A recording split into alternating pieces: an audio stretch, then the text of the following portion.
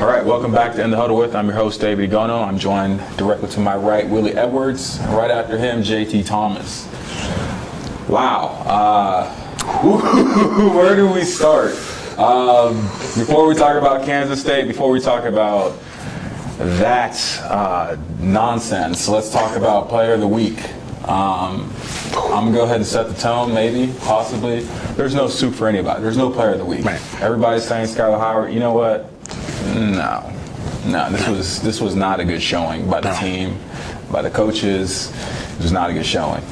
JT. That's usually me, though. What do you when we lose, you don't give out you guys all year have been giving out awards when we lost. And I was the only one saying, when you lose, nobody should get anything. I mean, I couldn't even give it Lambert this week. That's what I'm saying. Like, Lambert is my go-to guy. Wow. Yeah. It was a struggle. It was a struggle to watch the game that had so much promise. The fact that it was a senior night on a Thursday night, the weather was great, the fans were in full effect, and we go out there and lay an egg is less than the language that I would use. Just because the mere fact, we expect so much more on our team.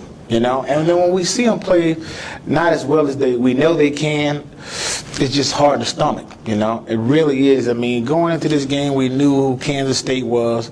Over the last couple of years, they've come down here, and wherever we've played them, they've had the best of us. Yeah. So to play not well, Dave, it's just a tough week for me coming here to this week. So no accolades for you? I would say this defense did, as a defensive guy, defense played a hell of a game in terms of great defense. They held the guys to 1 yard, if that, and rushing. So I would give the defense an A+, B+, because we got to win games with defense for the most part. So I give my defense a B+. Okay. I'll say the front seven. I give them players of the game if we're going to give out one.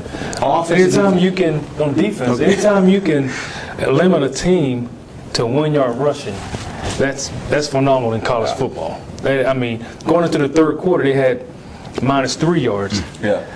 And you look in the stats, Jake Waters had 12 carries for 13 yards. So even with his 13 yards, we had tackle for losses to negate those 13 yards that he gained. So up front guys played a heck of a game and just couldn't put it together.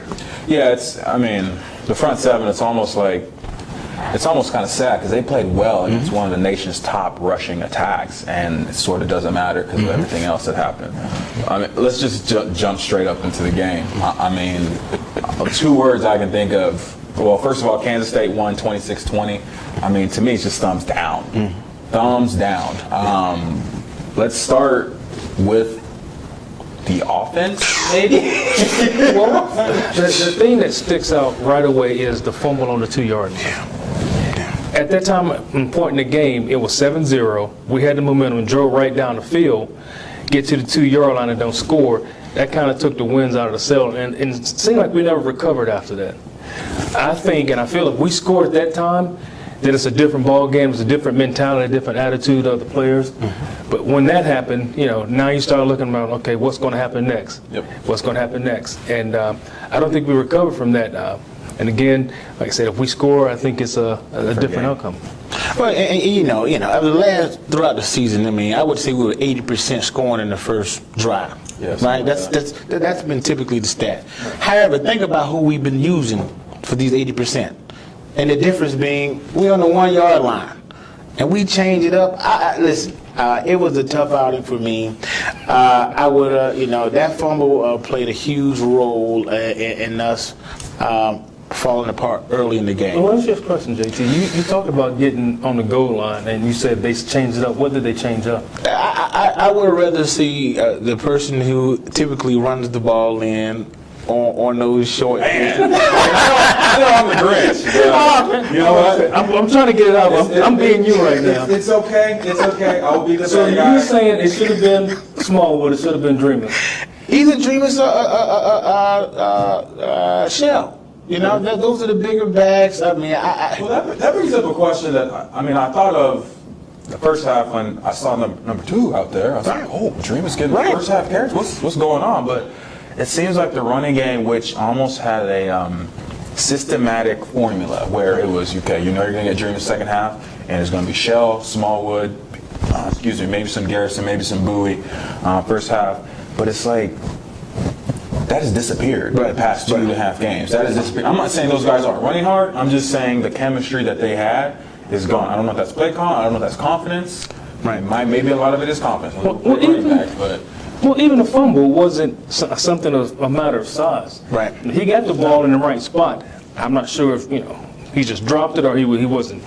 A running back, you're not supposed to see the ball in his hand off. You're looking to see where the hole is at. From my angle, the ball was in his stomach, and I'm not really sure if, Trickett still had a hand on it when he was pulling it out or pulling his hand out. And who knows? But at that point, I thought the same thing, JT. You want a bigger back, but, And again, for me, it's just familiarity in terms of those guys have been doing it week in and week out for the last couple months, the last 2 months.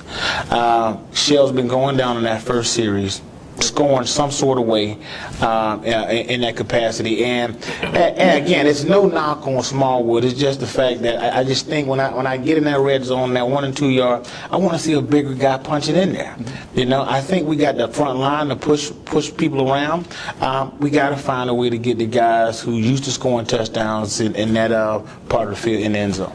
Yeah, I mean, we'll definitely talk about it when we talk about talking points going into the Iowa State game. But I mean, let's be honest, if it's Josh Lambert, running in from 2 yards, Dreamus, or Wendell Smallwood, I mean, that's execution. Absolutely. It's not like they didn't practice that play all last week, So I don't want to say I'm siding, trying to protect the player, but yeah, that's execution and was not executed. I mean, let's talk about the defense. I mean, we talked about the front seven. They showed up. They did what they needed to do. The secondary, I mean, we talked about it right before we started filming. It was appalling, shocking to see, like I said, 250-pounders running wide open up the middle of the field. That is all hands on deck. Right. Like, what were some of your guys' observations? Because I kept seeing it, and I was just like, number 48 is open again? It looked like we were playing some man coverage, and the tight end pass blocked. Mm-hmm. And as a defensive back, I don't know, it was either the spur or the bandit, because it was a tight end. Our corner's not going to cover. He's going to be the spur or the bandit.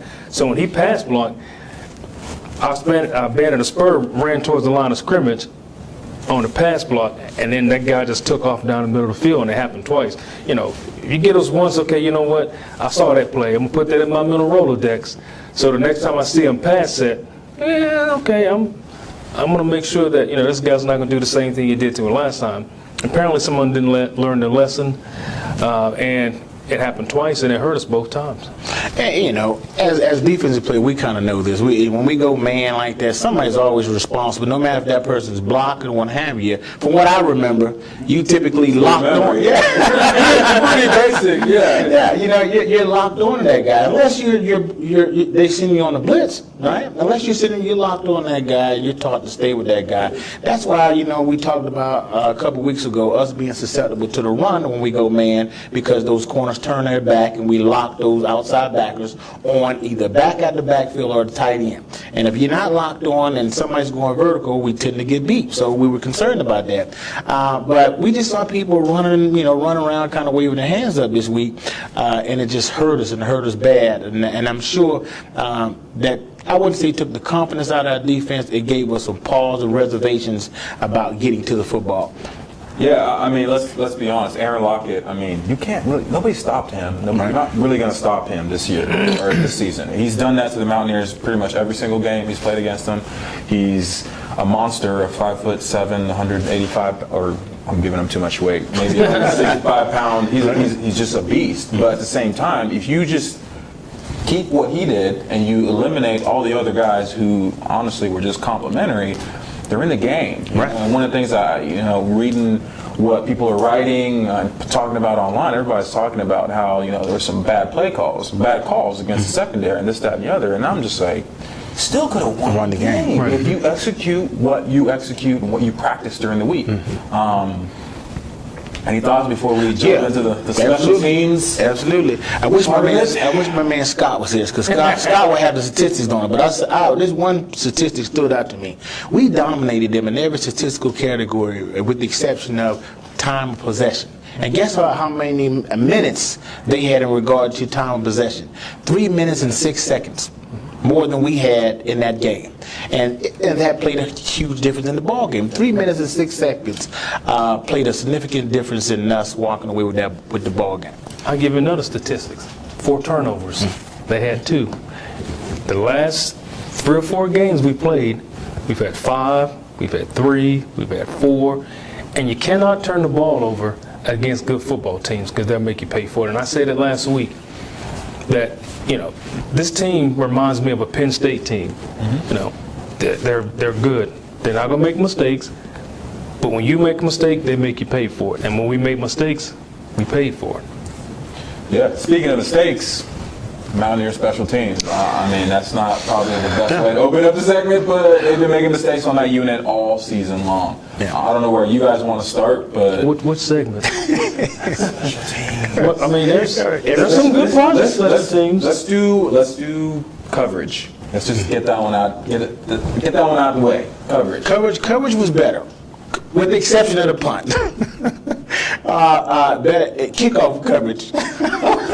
See, there's different coverage. I just want to, kind of narrow it down to which one. Yeah, CT's job is to serve and protect all players. I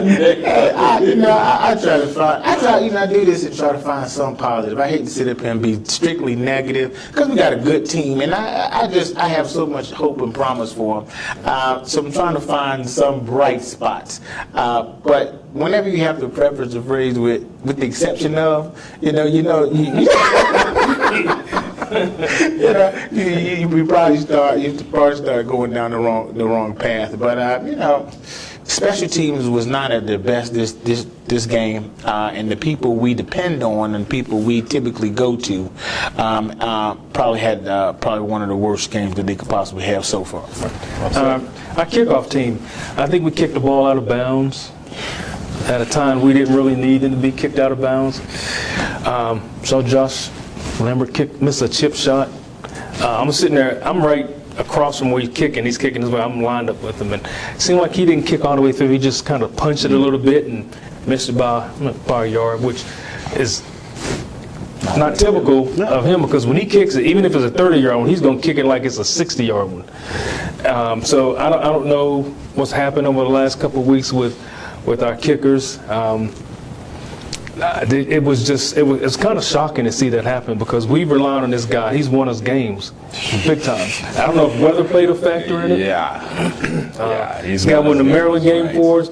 He won the Texas Tech game for us, and he's put some points on the boards that kind of separate us from teams in games. So we've had a luxury of watching this guy come out.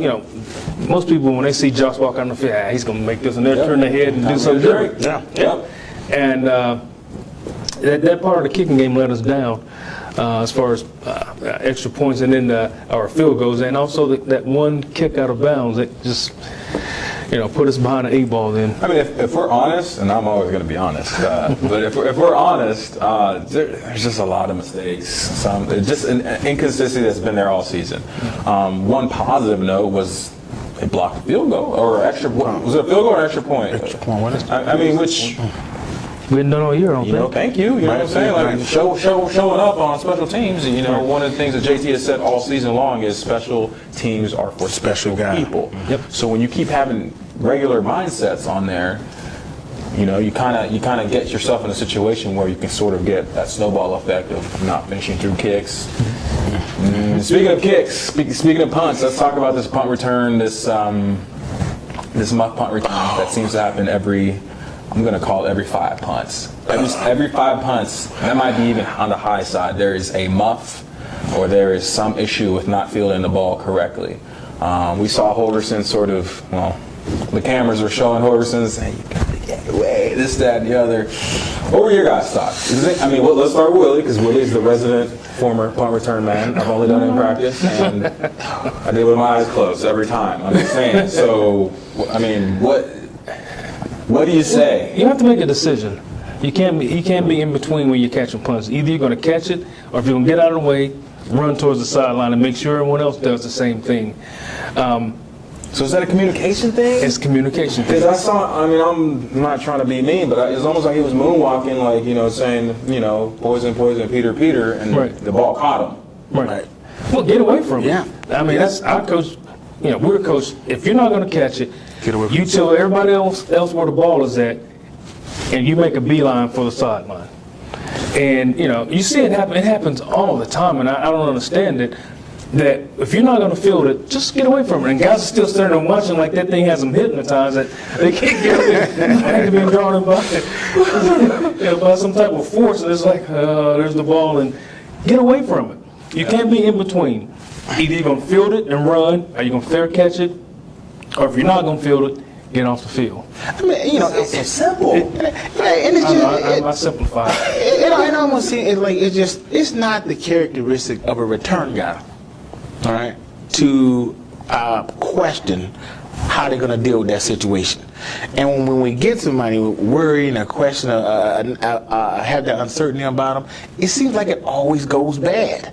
You know what I mean? It just always, if you have that indecisiveness in you, it typically doesn't turn out your way. Well, I think another issue is that we've had issues with punt return all year long. So we put a new guy. So back there. when we put a new guy in, and you can feel it. As soon as a punt team comes out, the stadium's like everybody's sucking in, holding their breath, like waiting for something to happen, and you can feel that. Yeah. You can't tell me you can't feel that energy when everybody's like, oh God, you know, hear the murmurings and things going on. So that person's going to catch the punt. Now he's thinking, oh, I better not screw it because, you know, everybody's looking at me and this has been happening all year, so I can't let that happen. And just psych themselves out.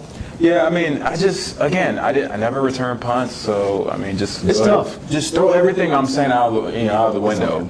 For me, it's always like just tell them catch the ball. Catch the ball.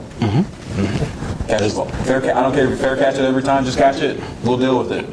But at the same time, that's the thing. It's been 1 week is catch the ball, 1 week is not catch the ball, 1 week is getting away. It's all these different things. 1 week there, don't be sitting nobody back there. Period. Yeah. And when you start to talk about field position and time of possession, those are the hidden yards that just come up and catch you when you're not in sync.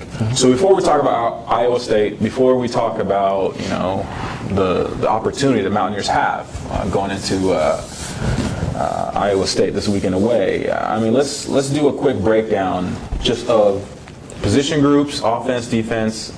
We're just going to go ahead and give the special teams a C+. I'm not even going to talk about special. Let's see.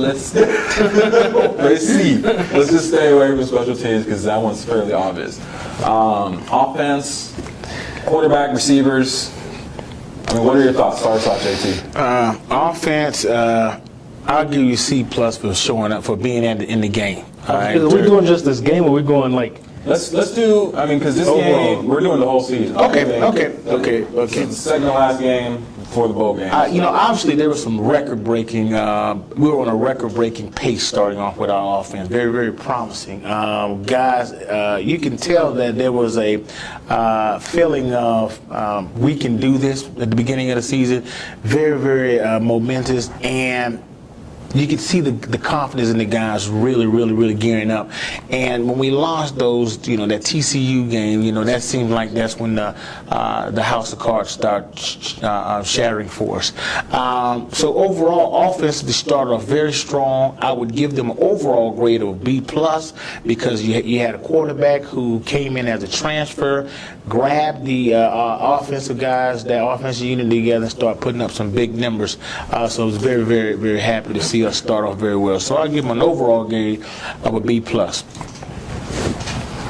You agree? Yeah, I agree.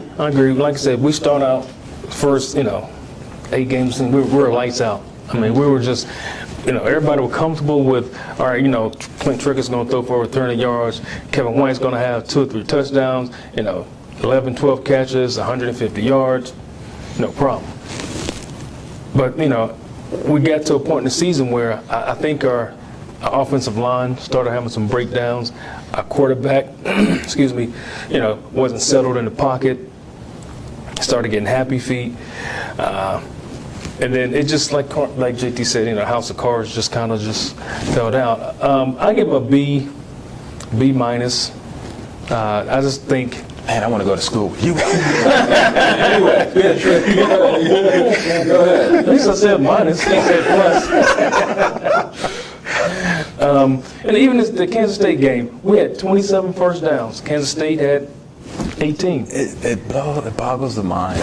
That's what I'm talking about. But turnovers, you cannot turn the ball over, and that's what we did as an offensive team. We turned the ball over, and at crucial times. Give me a chance to defend my B plus quickly. Okay, quickly. Please do. So we're actually doing very well in every game, with the exception of the Texas game. Right? Every game that we played, we were in position to win those games. As I mentioned before, we had struggled with second halves.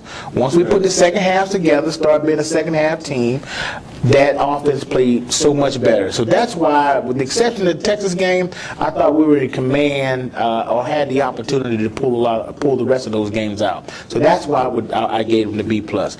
Texas game is the only game where I felt like offense dropped the ball. Okay. I mean, that's valid. I'll give you that. For me, grade offense, C. C, just a straight C. No minus or plus, just a C. I mean, you look at the Alabama game, and man, they started off red hot. I was like, man, is this the 2014 Mountaineers? And then they have, I'm just going to call it a game. I'm not really going to call the Towson game a game, but they had that, which was good. But then they sort of hit this another level. And then I'm going to say after the Baylor game, heading into TCU, things have just gone downhill. Oklahoma State, and when I say downhill, I'm not talking about yards, I'm not talking about touchdowns or points. I'm talking about execution. Again, for me, the only thing that matters about an offense is first downs and touchdowns. I do not care about Kevin White getting 300 receptions. I do not care about yards. I do not care about Clint Trickett being the best quarterback possibly, at least in the 2000s. I don't care. Are we getting first downs or are we getting touchdowns? I didn't really see that the second half of the season, and I think that's sort of team-wide. But at the same time, they were on fire for about 2 or 3 weeks there, and you know what? They were almost just as lukewarm or even cold the second half of the season. There's still one more game left to be played. I don't think it's all bad. I'm just saying you weigh out the very good with the borderline mediocre average type stuff, and you're just like, wow, I mean, middle of the road, sort of. Right. Maybe a little bit above average, right. But I don't give out pluses and minuses on my grade scale. Well, mine would be that. So I'm on 1 grade above you, so it's not. Okay, let's talk about the defense. I'll start us off. Defense, oh my gosh, I was like the only one, defending the gate, saying the defense is okay. Defense is okay. And I was trying to coach myself up and psych myself up the first couple of weeks because they were not backing me up with that. But the second half of the season, they showed up. I will still say that the defense is young as far as knowledge and experience in this defense. So it's almost like they're better off with an incomplete grade. But I'm going to give them a C as well, simply because they played some tough, and that's not. I don't feel that's negative in the sense that they're on the rise. Right. A lot of their beatings that they took were at the hands of, Oklahoma, who their running back last week just broke the NCAA FBS rushing record that was set the week before. Your Alabama game wasn't cool. Was not cool at all. TCU, anytime you have to face a quarterback of that caliber who's running and throwing like that, it's a challenge. I just give them a C, and that's not a negative. It's just more so like they had a lot of growing pains early on, and they're starting to. It's almost like the offense is sort of coming back to earth, and the defense is starting to carry this team a little bit. Right. I agree with you, and I agree with this assumption that you mentioned early on about it potentially being incomplete. It's a lot of transition going on there. New defensive coordinator with a new defensive scheme. Young guys, young talented guys, with showing so much promise. So I agree with you. I would give them a C also, with the understanding that this team will be a lot better on defense in the up and coming years. They'll find the pieces of the puzzles to make that a good defense. Offense just going to to have to keep on finding a way to pull it off. Not necessarily offense, special teams got to be a factor. They got to be a factor. Amen. Amen. Go ahead. I guess we're going to go for the trifecta. I would say a C also. Okay. Like I said, we saw some glimpses of promise, big time, compared to what we saw last year. And if you compare last year to this year, totally different team. And like JT says, a lot of growing pains, different scheme for some guys. And they're only going to get better. The more familiar they become with the defense, then, those guys will be more comfortable and they'll be able to do more things. Because right now, I know Scotty would always say, never let them catch you where you start. Right. Don't let them, catch you where you end up. One of those sayings. So once these guys get familiar with that defense, it's going to be like Troy Polamalu. They'll start over here and run back over here because they know and they're comfortable with it. And once that happens, I think they're going to be great. Young, still, I think we can return maybe, 7, maybe the starters on defense, maybe 8. And the sky's the limit. We got a bunch of young guys who hadn't played that I think they're going to see the field next year. So I'm excited about watching them. But we still have another game to play in a bowl game, so I'm waiting for that. Oh, yeah. I mean, like I said, we're not going to talk about special teams. I refuse. Not special We're not going to talk about special teams because I think Thank you. that is self-explanatory. The defense, honestly, I mean, they're going to. It's a choice now because going into this last game or the last regular season game and then the bowl game and then spring ball, it's a choice about. I mean, hopefully nobody gets stars in their eyes and decides to jump ship to the NFL or whatever. Right. Hopefully we stay out of trouble. Hopefully we stay eligible, which is supposed to be the number 1 requirement. But if they choose to be great, I think that they can completely shock the Big 12 as far as giving the offense a platform to score. Right. Hey, you only need to score 17, 21 points and we'll handle it, which I don't think we've had in 5-6 seasons. Any last thoughts before we jump into Iowa State? Yeah, quickly. I want to share this because I think it's so important in terms of what this season was about. It was about missed opportunities, right? There's a good friend of mine, David Freisen, who is a diversity and inclusion president. He often says this phrase right here: the opportunities of a lifetime must be seized within the lifetime of the opportunity. And I think that was really about what this season was about. When we have opportunities to win ball games, when we have opportunities to show the nation who we are as West Virginia, we have to seize those opportunities within the lifetime. Yeah, I mean those are heavy words, man. I mean, but it's the truth. It's the truth. Let's talk about Iowa State. I'm going to say it right now. I'm the Grinch, so I will wait to share my views. But Iowa State's 2-8. Okay, it's not like they're 6-6 or whatever. They're 6-6. 4-4. That's what I'm trying to say. Gotcha. They look horrible on paper, but they play hard. They just don't have playmakers. I mean, I guess their tight end is pretty good, which is usually a bad thing if your tight end is very good. Right. Unless you're in Miami, Right. But I mean, start us off, JT. What do you think? Well, interesting. In fact, Iowa State scares me. Oh, you too? Yeah. Let me show you why. As you mentioned, they're 2-8. Right? Wins against Toledo and Iowa. But let's talk about the close games that they played. They played Texas. All right. The score was 48-45. They lost by 3. 48-45 against Texas. Yep. They played K-State. The score was 32-28. They lost by 4 against K-State. We just lost to. They played Texas Tech last week. The score was 34-31. They lost by 3. That scares me. That gives me some pause. And I know our teams. And when I say I know our teams, it worries me that we will play down to some teams. Go in there, looking at a team saying they're 2-8, and not go in there ready to play football. And that scares me. But at this being I'm gonna just let Will move on because I want to end positively, but it worries me. I just wanted to. Well, the main thing you said, JT, is what they're looking at. You can't look at, Iowa State and say they're 2-8. You got to look at your goals that you set in the beginning of the season. Look at yourself. Look at the team. You don't look at what the other guys are doing. Take care of you first. So I think as a team, we look at ourselves and say, look. This is what we talked about in the beginning of the year. We wanted to set goals. We want to do this. We want to do that. And we want to do that. We still can do some good things. We have to go out and play the type of football we played in the first half of the season. It has nothing to do with Iowa State. It has everything to do with WVU. I agree 100%. And that's where, like JT, I'm scared. I'm not scared about them coming up and showing themselves ready to play. It's just you look at the emotional, language, body language of this team the past 2 or 3 games, and you're just like, man, like. Yeah, do they even want to be here? Yeah, the season is not over. No. It is not over. So, I mean, for me, watching Iowa State, their coach Paul Rhodes, I mean, he's doing I'm saying this, I may be the only one outside of Ames? Maybe be the only one saying this. He's doing a great job with limited everything. I mean, I think they have 1 recruit for next year's class. Wow. 1 recruit.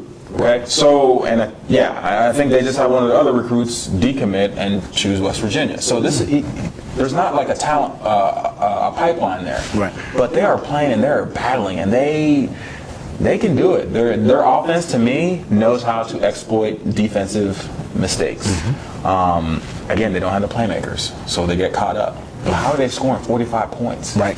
Right. I mean, how are they in shootouts? How are they at the top of the conference punching? Right. I'm not going to say when they should be punched out. Yeah, they should be like Kansas. Let's be honest. They should just be like Kansas, where they're just like, okay, here we go again, Right. But they're not. So, I mean, let's jump into prediction part. I call this a trap game of the worst sense because you want the season to be over. You're not going to a great bowl game that you thought you were going to at the beginning of November. By the way, November has been horrible as a football player. Right. It's a horrible opponent on paper. Right. I'm seeing Josh Lambert being crucial. Crucial. Like, I'm just saying, I expect more field goals from him. And after that, I don't even want to predict the score because I don't even know. I don't get this emotional boost. The only player I see week in, week out when he gets a chance to do something, Dreamus didn't. It's like he played the first half and then they went away from him. Whatever, Right. But Alford is the guy who gets the ball in his hands and everybody holds their breath like, okay, by the time I have to breathe, he's going to score because they know that for a fact. Right. But after all stuff, I just see this game being tough. Yeah, I agree. I mean, I usually jump out there in that water and say 2 touchdowns, But to watch how we played last week, it's just hard to figure it out right now. Fans and supporters of our show, I am stressed out. This is real. Yeah, this is so real, and because I expect so much out of our Mountaineers. I feel like I know they have so much potential, and when we come into weeks like this, with all the things you just mentioned, it worries me. Although I'm gonna stick with the Mountaineers and say we walk out the stadium with the win on our hands. May it be by safety. It could be a safety. But I got to find a way to finish it strong, and I just want us to do well each and every week. It has certainly been a pleasure to sit here all season long and have the chance to chop it up like we have. I say a field goal. I mean, when you said, Josh Lambert was going to be big, I was thinking, because the first thing that came to my mind was, well, it's going to be a ugly game, but we come out with the win by a field goal. It doesn't even matter. Just win. Just win. It's 3-2. Just win. So, like I said, we still have an opportunity. We can win this game, win our bowl game, and set us up for next year. Absolutely. And I think that's important for those guys to realize that. And you said it, and you said it. It's not over yet. They're playing for more than just beating Iowa State and playing a bowl game. We're playing for setting the foundation for next year. So, guys, you can do this. Finish up strong, which will lead us into next year, and we'll expect big things out of you then also. Yeah, I don't even want to talk about the bowl game because I feel like I'll jinx something. I don't even know. But honestly, before the season started, every former Mountaineer that I talked to who had been out of the program at least 2 or 3 seasons said the same thing. I just want the team to show fight. I want them to fight. I want to play with that hard edge. I feel like we've lost that over the past month or so. That being said, you can get that back this week. Oh, yeah. Just win. I don't care if it's Lambert. I don't care if we get a punt return for a touchdown. I don't care if. I mean, we didn't even talk about Skylar or Clint who's going to play or whatever, because, I mean, honestly, it doesn't really matter. It doesn't really matter at this point. But they just need to win. Right. So, closing comments before we hit the road? Again, I just want to thank the show. I want to thank the fans. I want to thank you, David, for having us, and it's been a great experience, and looking forward to doing it again. I echo JT's sentiments about the show. I've had a great time, talking football, and you don't get to play it, so you can talk about it. But I would like to send a shout out to a friend of mine, a coworker, Ken Tobias, who's battling pancreatic cancer right now, and hang in there and fight, buddy. We got your back. Awesome. Well, I've had fun as well. Sometimes I feel outnumbered. It's starting to change a little bit. Yeah, so, I mean, honestly, we all want the Mountaineers to do what is in our DNA, which is to punch back and to lead. And I think that they'll do that. It's just been a rough season. But thank you for joining us all season. Check back on thedpost.com for more updates.